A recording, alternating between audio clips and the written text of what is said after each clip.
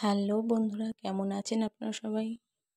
আশা করি আপনারা সবাই খুব ভালো আছেন আর আমিও খুব ভালো আছি।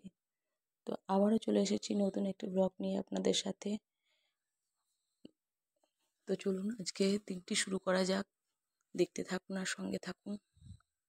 আমি চলে এসেছি আমার ছাদ বাগানে। তো এই ছাদে। তো কিছু গাছও লাগানো আছে, তাই ছাদ বাগান বলে ফেলেছি। তো দেখুন সজনে গাছে কত ফুল ধরেছে। বন্ধুরা, আমার ভিডিওগুলো যদি ভালো লেগে থাকে তো আমার চ্যানেলটিকে সাবস্ক্রাইব করে রেখে দেবেন। তাহলে আমি যখনই ব্লগ দেবো তো আপনাদের কাছে সঙ্গে সঙ্গে পৌঁছে যাবে। তো দেখেছেন আমার ছাদ বাগান, এই জন্যই ছাদ বাগান বলেছিলাম। তো দেখুন শীতকালের কত ফুল ধরেছে। আর এই যে আমার ছেলে দাঁড়িয়ে আছে, আমি যে বললাম বন্ধুদেরকে একটু টাটা করে দাও, তো পেছন দিকে টাটা করে দিচ্ছে। তো চলে এসেছি, ঘরের বিছানাটা গুছিয়ে নিলাম। এবারে বিছানাটা একটু ঝাড় দিয়ে নিচ্ছি। আমি এই ঝাঁটাতেই ঝাড় দিই।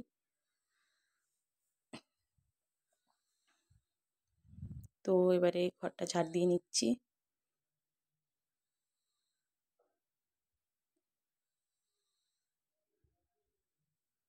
এখন শেরু এসেছে, আমার কাছে একটু আদর খাবে।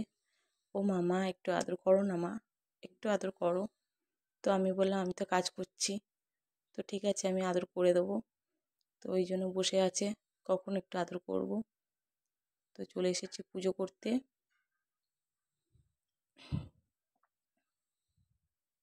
প্রথমেই আমি প্রদীপটা ধরিয়ে নেব।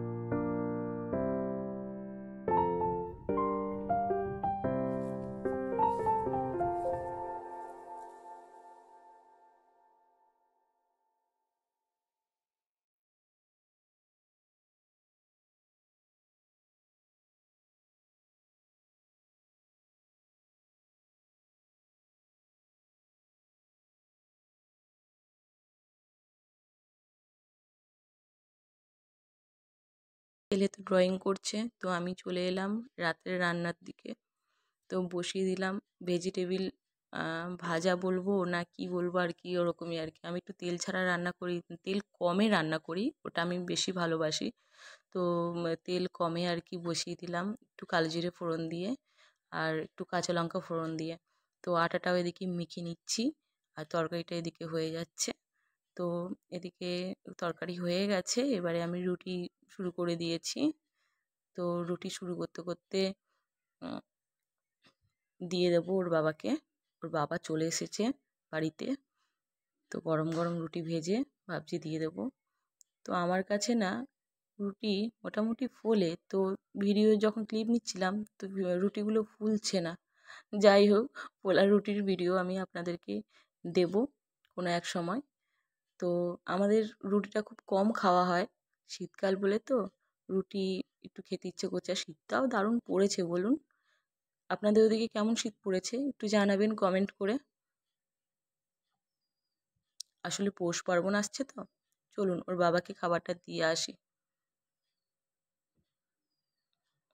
যদিও বা রুটি পছন্দ করে না, তার মধ্যে আবার ভেজিটেবিল খুব একটা পছন্দ করে না। কেমন হয়েছে খাবারটা জিজ্ঞাসা করতেই বলল হয়েছে, ক্যামেরা দেখেছে তো ওই জন্যই বলল হয়েছে, ভালো হয়েছে। তো যাই হোক বন্ধুরা, আজকে এখানেই শেষ করলাম। পরবর্তীকালে দেখা হবে নতুন আরেকটি ভিডিও নিয়ে, নতুন একটি ব্লগ নিয়ে আপনাদের সাথে। ততক্ষণে